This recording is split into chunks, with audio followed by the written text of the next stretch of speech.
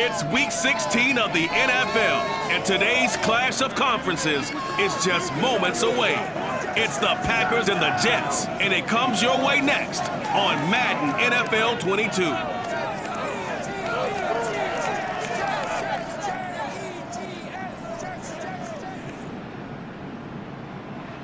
We're situated about 8 miles west of New York City at MetLife Stadium in East Rutherford. A few moments ago, the crowd here was on their feet as their beloved Jets made their way out of the tunnel. They're ready to go. We're ready to go, and it should be a good one as those New York Jets get set to face off with the Green Bay Packers.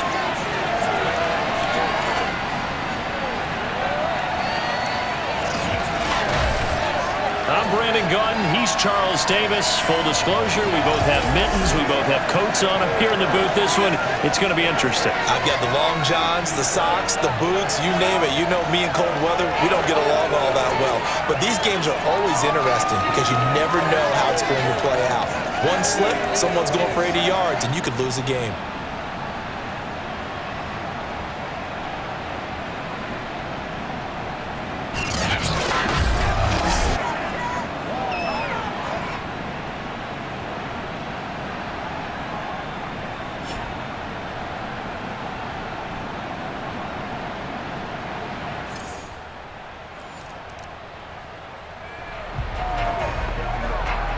So the football will be at the 25-yard line as this offense gets set to take over.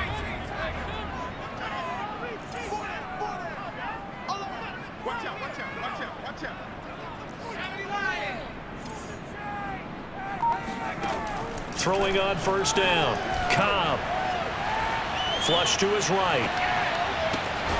That's complete to his running back, Taylor. And he's upended at the 33 following a good pickup of 8. Here's a 2nd and 2 now from the 33.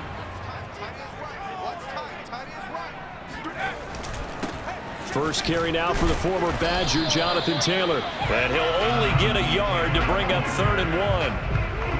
This defense for the Packers, they were very strong last week in the win over Carolina. It was a little bit enlightening talking with the defense coordinator about their performance last week because the feeling was that it was a good, solid performance. They did what they needed to do to get the job done to get the win, but definitely a few lapses that they're looking to correct. Brandon, what were they thinking on defense there? That looked like they were playing for the pass. That was 3rd and short. Yeah, it was an easy pickup because they handed it to him. That was way too easy. Just looked like absolute confusion defensively. Not sure why they were in that set. Yeah, I'd say you ought to have a few men in the box there. And able to rip off a big chunk of yardage before being dropped inside the 40.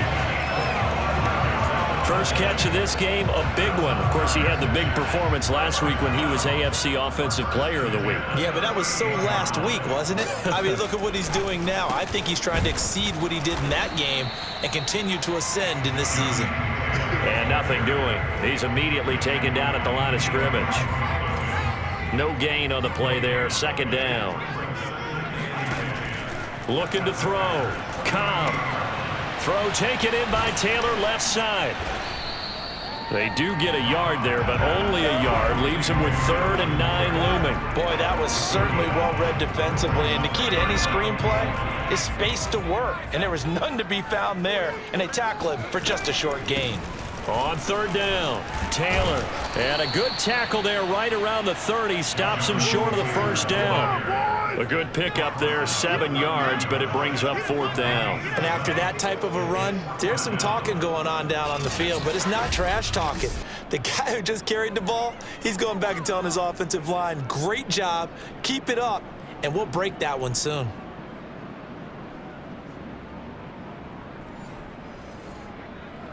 Now to try the Jets field goal, Cairo Santos. This will be spotted at the 37, so it's a 47-yard attempt.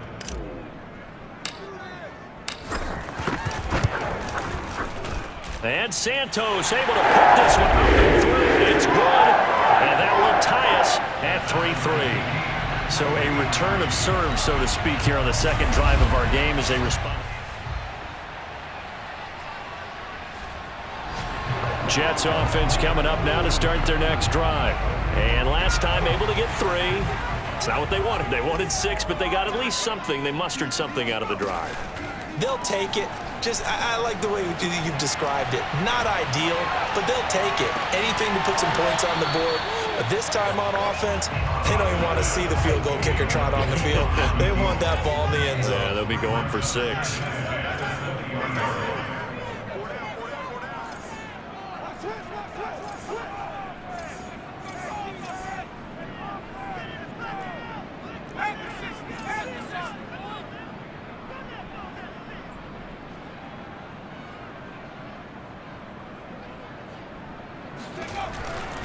On second down, it's Taylor. And they're going to get this beyond the 40 before he's taken down. A lot of running backs, a little bit of a disadvantage when you start talking MVP. Might not be the case this year. You think he's got a shot, don't you? I do. I think he's got more than a shot. But what he's going to need here down the stretch this late in the season, he needs that big closing game, that game that we're all going to reflect on and go, oh, my goodness, did he put up a number, let's say, 200 plus? Looked like the defense put pretty good pressure on him, but he's able to flush out to his right to try and evade people. On the run, had to get on his horse, still accurately throws a nice pass for a first down. Packer pressure, and down he goes. The defense rising to the challenge and setting him back on the sack. So after the sack, a scenario you certainly don't work on too often. 2nd and 24. And he's going to bull his way forward to the 48. 41 yards rushing for him now in the ball game. And some secondary help here for the defense in the nickel on 3rd and long. Operating from the gun, Cobb. He'll rifle this one deep right side. This is caught inside the 15. Touchdown. A big play there. His 4th touchdown on the year. And the Jets are going to take. Jets offense coming up now to start their next drive. There was still more than a minute to go in the half. Time to try to mount a drive. And I would think that they would have to. This is today's NFL. You got to push it whenever you get an opportunity. You could never. Oh, that's into double coverage and intercepted. Picked off by Jair Alexander. And the Packers will take over possession here. So we are in the final minute now of the first half as this offense gets ready to take over. Trying to shake off the interception from the last drive. He'll look to throw. And going deep for Hill. Well, this is taken in. It's complete. The Jets are going to use the first of their timeouts as it comes with 22 seconds to go here in half number 1. So barely time to catch our breath. Here's 1st and 10 just outside the red zone. And this will be caught in the end zone. Touchdown, Jets. Tyreek Hill as the first half is winding down.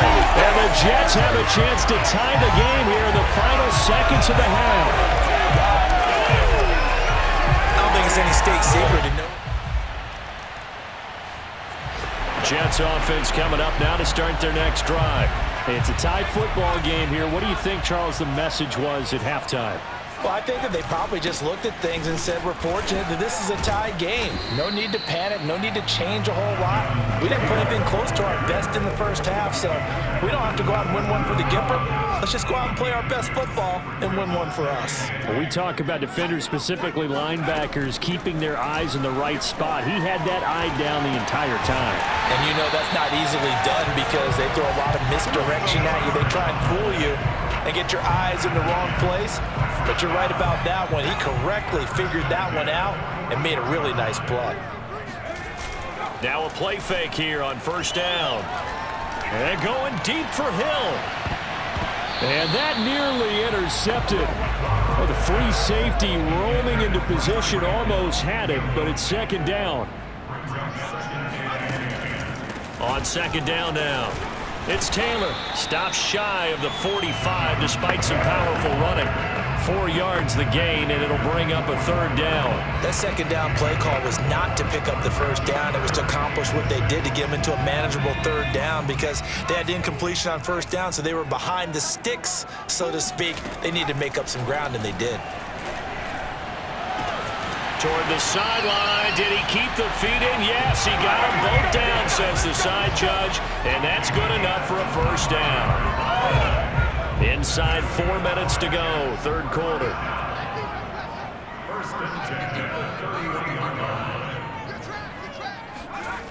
They go play action here on first down.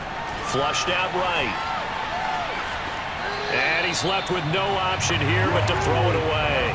They've given up a few first downs on this drive, but getting the incompletion there, that should give them something to build on and maybe turn the tide. On second down, it's Taylor. And inside the 20 before he's brought down. How many times do we say in this game that speed kills, and it does it in so many different ways? In this case, you got a back who's quick and shifty, can make moves, make people miss, but also gets to and through a hole before it can close down. That's some of the benefits of that speed, not just outrunning people in the secondary. That led to a really nice gain. Credit him with a 1-yard gain there to make it 2nd and 9.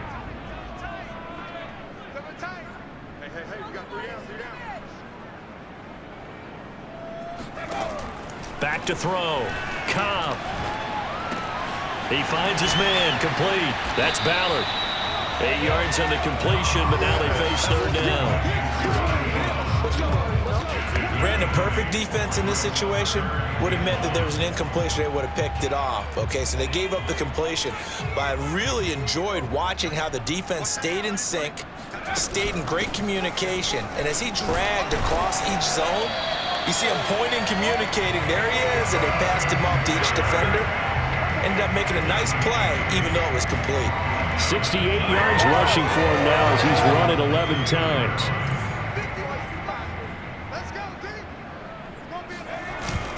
They'll look to run with Taylor. They're able to get a couple here, but won't get across the plane as they stop him right around the 1. It is definitely hard to find space near the goal line. You always want to have a guy in the game running it who can create his own. On second down now, it's Taylor, and he's in. Touchdown, Jets. Jonathan Taylor with touchdown number 20 on the year, and the Jets have taken the lead. Well, Brandon, he just followed his nose, and his nose took him to the end zone. But how about the big guys up front, giving him at least a stalemate in order to find that space? Yeah, the O-line won the battle in the trenches there, didn't it? Jets offense coming up now to start their next drive. We have seen a lot of points here in this quarter. For us up here in the booth, it's been fun to watch. The defensive coordinators probably scratching their heads. Yeah, they're going a little bit crazy right now. But let's face it, all of our friends who play fantasy, they're enjoying the heck out of this show because most of them are creating and getting a bunch of points. Yeah, points certainly not at a premium here. The last run got a couple. Here's 2nd and 8.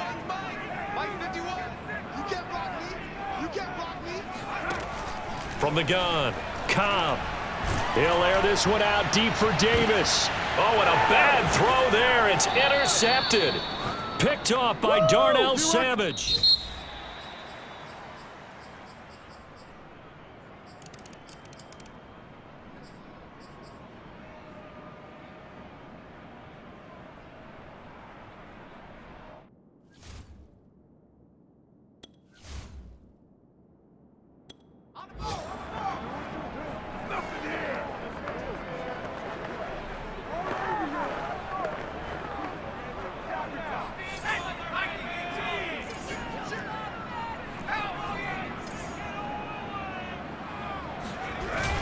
Second down, another run with Taylor. And he is met quickly in the backfield. Down he goes, folded like a lawn chair. A loss on that play, and now third down gets tougher. 3rd and 6.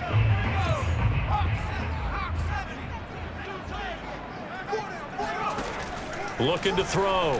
Cobb. And he'll get this into the hands of Hill, complete. And this is going to result in another first down as the tackle's made at the Packers' 24-yard line. I'll tell you, far from ideal conditions to play in, but neither offense has had much trouble. Plenty of points to go around. 1st and 10. Still fighting for more. And he will be brought down with a 1st and goal coming up as we have come upon the 2-minute warning. So it's Jets football as we get you reset here. They've got it 1st and goal, looking to take the lead here in the late going. And he maneuvers his way down to the 3-yard line. It'll be a gain of 5 there as they move closer. It's 2nd and goal.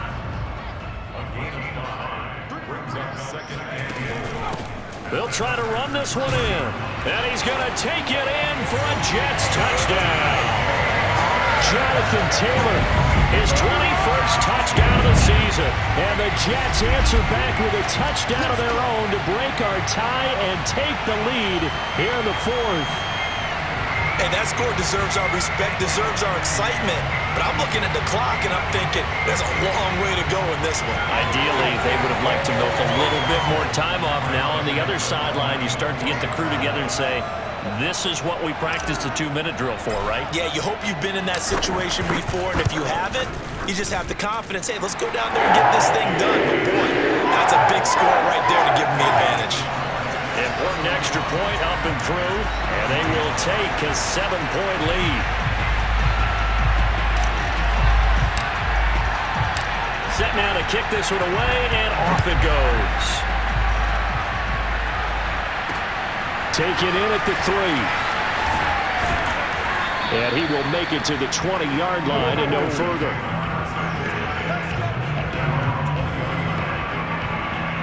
So the Packers down on the scoreboard. A little over a minute and a half remaining. How will this thing pan out? We'll watch as they come up on 1st down.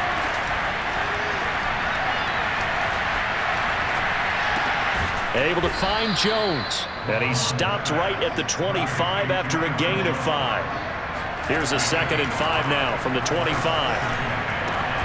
Finding Allen.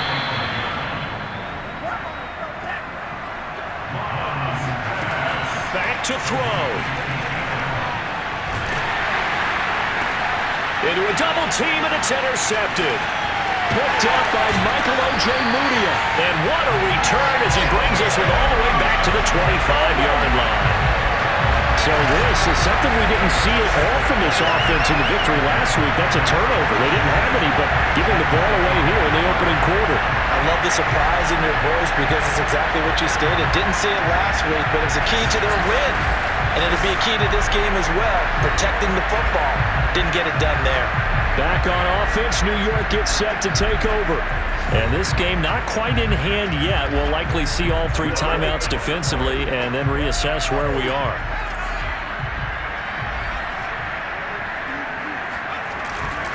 They'll run on 1st down. Taylor. And the reinforcements come in as they're going to stop him behind the line. The Packers going to use one of their timeouts. As the clock will stop with 37 seconds to play. A loss of a yard there to start out. That leads to a 2nd and 11. They go to the ground again with Taylor. And he's going to take this down to about the 17. Now the Packers going to go ahead and use the 2nd of their timeouts as they'll stop him with a little over 30 ticks to go in the football game.